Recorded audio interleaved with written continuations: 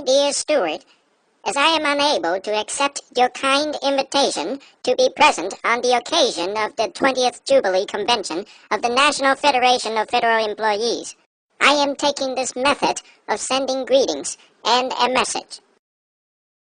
Reading your letter of July 14, 1937, I was especially interested in the timeliness of your remark that the manner in which the activities of your organization have been carried on during the past 2 decades has been in complete consonance with the best traditions of public employee relationships.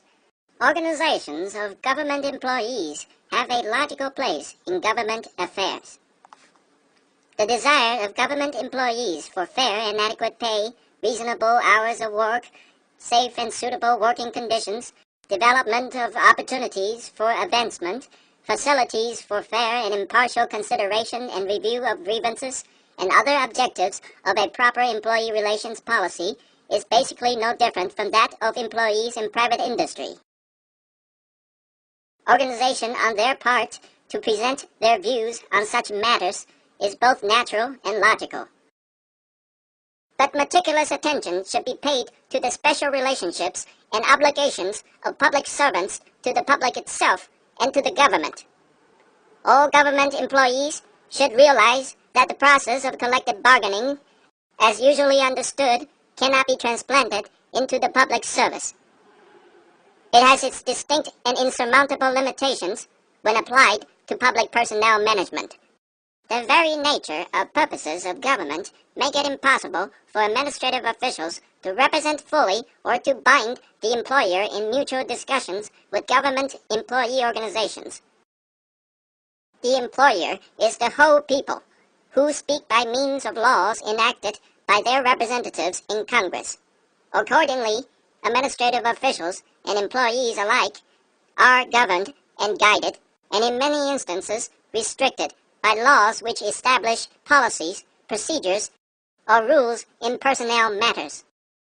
Particularly, I want to emphasize my conviction that militant tactics have no place in the functions of any organization of government employees.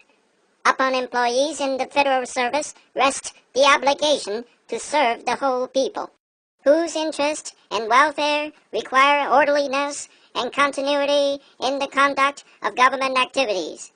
This obligation is paramount, since their own services have to do with the functioning of the government.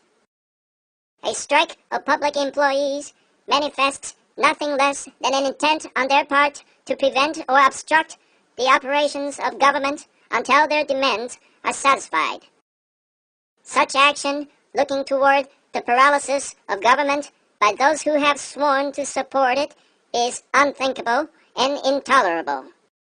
It is, therefore, with a feeling of gratification that I have noted in the Constitution of the National Federation of Federal Employees the provision that under no circumstances shall this federation engage in or support strikes against the United States government.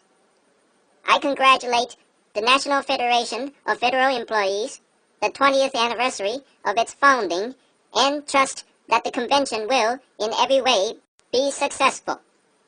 Very sincerely, yours,